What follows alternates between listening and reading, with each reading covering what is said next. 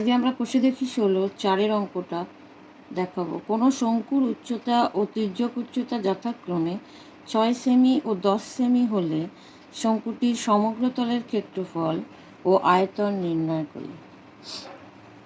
শঙ্কুটির উচ্চতা 6 এবং তির্যক উচ্চতা 10, সুতরাং h = 6 আর l = 10।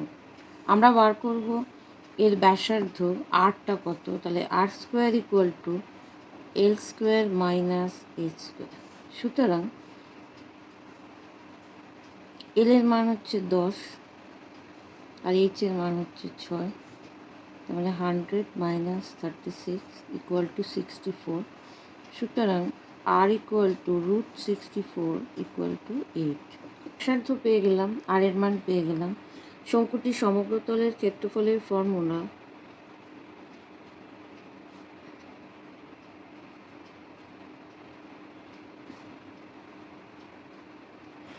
ক্ষেত্রফল সমান সমান পাই r plus r plus l 22/7 গুণ r এর মান 8 প্লাস l এর মান 10। 22/7 গুণ 8 গুণ 18, 3168/7 বর্গ সেমি। শঙ্কুটির,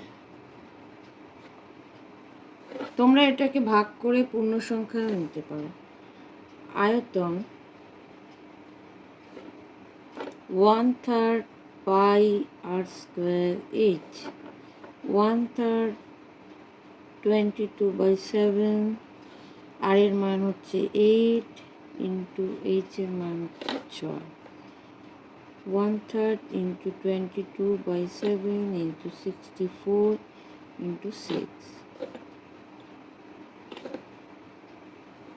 এখানে 22কে 2 দিয়ে গুণ করলে 44, 44কে 64 দিয়ে গুণ করলে আসছে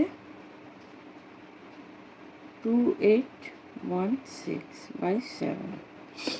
এখানে হবে ঘন সেমি।